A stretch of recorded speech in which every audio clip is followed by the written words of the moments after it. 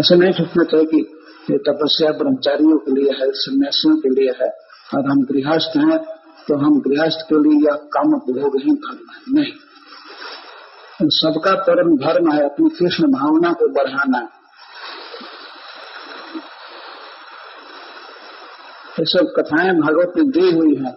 राजर्षि गण राज्य को त्याग करके वन में चले गए।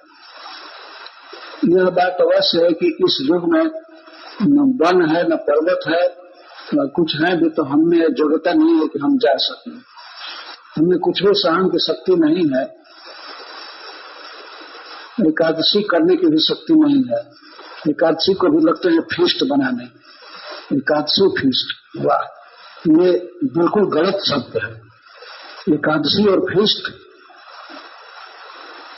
एकादशी को तो फास्ट करना चाहिए, फीस्ट नहीं। लेकिन कुछ ऐसे खबूचर हैं कि उनको संतुष्ट करने के लिए बनाना पड़ता है। लेकिन एकादशी को उपवास रखकर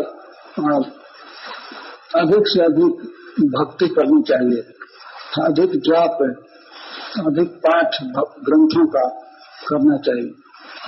हरे कृष्णा कृष्णा कृष्णा हरे। तो यह अभी से अभ्यास चालू करना चाहिए कि हम कैसे सह पाएंगे। कभी कभी तो अपना कंबल या स्वेटर हटा करके फेंक करके देखना चाहिए वृंदावन में कि कैसे हम वनप्रस्थ जीवन व्यतीत कर पाएंगे। कभी कभी रात में जग करके रात भर जग करना चाहिए अभ्यास के लिए। थोड़ा धीरे धीरे तो हम प्रैक्टिस करते करते परफेक्ट हो जाएंगे। ये सब घटनाएं राजर्षि भरत या अन्य राजर्षियों की दी गई है भागवत में कि हमको प्रेरणा देने के लिए। अपने घर पर हम तपस्या करें, वैराग्यपूर्ण जीवन बिताएं, इसमें क्या दिक्कत है? घर पर अधिक सुविधा है भजन करने की, लेकिन वानप्रस्थ जीवन का जो सिद्धांत है उसको लागू करना चाहिए गृहस्थ जीवन में, तब हम गृह त्याग कर पाएंगे, नहीं तो बहुत मुश्किल है। तो राजर्षि भरत सर्व संपत्त निकेता अपने समस्त भोग ऐश्वर्यों से परिपूर्ण घर को त्याग दिए और पुलहाश्रम प्रब्राज, पुलहाश्रम चले गए, जंगल में पर्वत में चले गए। बताइए, राजा है, 1 करोड़ वर्ष तक राज्य शासन किए, कोई प्रतिद्वंदी नहीं था। ऐसा नहीं था कि कोई उनको राज्य से भ्रष्ट कर दे, या राज्य में किसी चीज की कोई कमी नहीं थी, फिर भी स्वेच्छा से उन्होंने त्याग दिया और चले गए वन में। और वन में जाकर के वहां भी भगवान की भक्ति करते थे।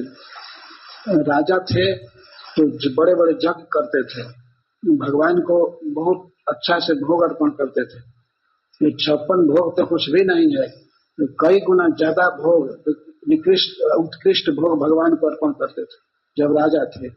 लेकिन वन में चले गए, फिर भी पूजा करने का इनका स्वभाव था, भगवान की वहां भी पूजा करते थे। वन में जहां भी घूमते थे तो देखते थे कहाँ सुंदर फूल है, सुंदर पत्ता है, अच्छा पानी है, तो सब ला करके कंद मूल फूल फल भगवान को अर्पण करते थे। ये चूंकि अपने स्वभाव में था पूजा करना। भगवान की पूजा बहुत खर्चीली नहीं है, इसमें तो भाव चाहिए, भाव से ही भगवान प्रसन्न होते हैं। और जब अपने पास संपत्ति हो तो उस संपत्ति से भगवान की पूजा करनी चाहिए, और नहीं हो तो कंद मूल फल या जल से भी, तुलसी के पत्ता से भी और जल से भी भगवान की आराधना की जा सकती है। तो राजर्षि भरत वन में गए, वन में भगवान की पूजा करने लगे, कंद मूल फल पत्र आदि से। और किसके बाद क्या पूजा करनी चाहिए वे इस बात को भूल जाते थे, इतना प्रेम में गदगद थे, प्रेम में विशुद्ध होते थे कि पूजा के क्रम को भूल जाते थे। ये पहले दीपक दिखाना है, आरती करना है, तो जो अंत में पूजा की जाती है उसको पहले करने लगते थे। और आंखों में आंसू भरा रहता था, सारे शरीर में रोमांच हुआ था और वाणी गदगद रहती थी। पूजा के समय जो मंत्र बोलते थे, हरे कृष्ण जपते थे, तो भी बढ़िया से बोल नहीं पाते थे, गदगद वाणी रहती थी और आंखों में आंसू भरा रहता था, इसलिए दिखाई नहीं पड़ता था, पूजा की सामग्री को देख नहीं पाते थे। ये प्रेम की बहुत उच्चतम दशा पर पहुंच गए, कृष्ण भावना के शिखर पर पहुंच गए थे। और इतने भक्ति के स्तर से भी एक छोटी सी घटना से गिर गए।